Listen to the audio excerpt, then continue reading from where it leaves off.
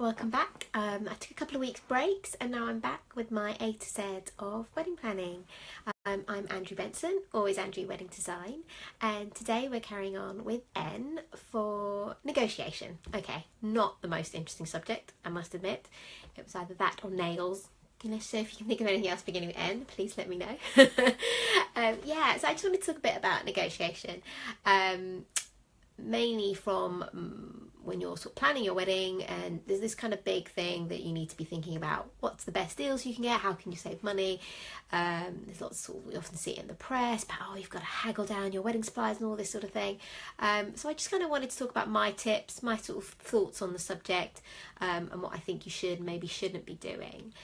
Firstly, when you're going into any kind of negotiation or sort of talking to your suppliers or your wedding venue, you really need to kind of do your research and your homework. Know what the kind of prices are in your area for that particular venue, that particular supplier. If you know what kind of thing, the service they provide, then you kind of get a better understanding of what their prices should and shouldn't be. You don't want to go in kind of just presuming that the price is X when actually realistically it's more likely Y. I think I've probably mentioned this before. When you are doing your research into costs and things, I would disregard the average wedding costs in wedding magazines, because they are kind of a national average. You really need to think about what the averages or sort of the prices are within your area. So London, for example, does tend to be a lot more expensive than other areas.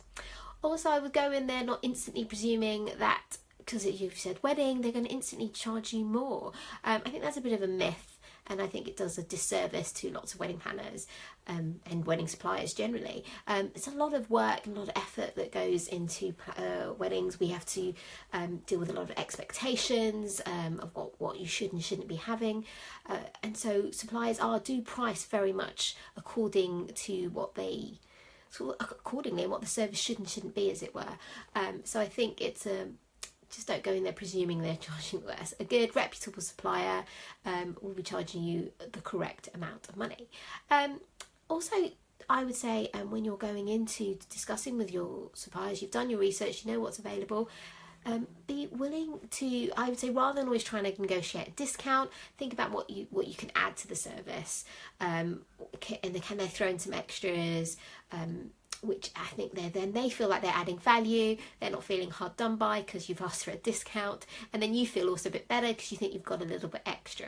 And I think knowing what the options might be gives you a lot more negotiation room. Do you think about being flexible? Venues is a big one where it really helps to be flexible in terms of the dates, the time of years you want to get married. If you're going in there wanting to get married on a Saturday in August and asking for a discount, that's unlikely to happen because that's a prime date for them. But if you're out of season, maybe a midweek day, I think they'll be more, if you're willing to be flexible, they'll be willing to be more flexible too. Also, make that supplier when you feel like you actually want them and you're not just scrabbling around for haggling for a discount. If the supplier really feels that you want to work with them, that you genuinely are in love with their work or their venue, I think again they'll probably be a lot more accommodating. So really kind of show them that you want them. We want to be loved as suppliers. Also, are you having an interesting wedding? Is it something really creative? Is it a destination wedding? Something again that's quite appealing to the supplier in question. They feel that it's quite a good portfolio ready kind of wedding, then again they might be more willing to negotiate a discount or add on more value. So just really think about being honest and authentic, telling what the facts are, really feel that you want that supplier in hand and be flexible. So there you go, that's my little quick tips on negotiation. Remember, it's not all about the discounts, it's as much about thinking ways you can add more value to. I hope that was helpful, and I'll be back again next week with more tips. Take care.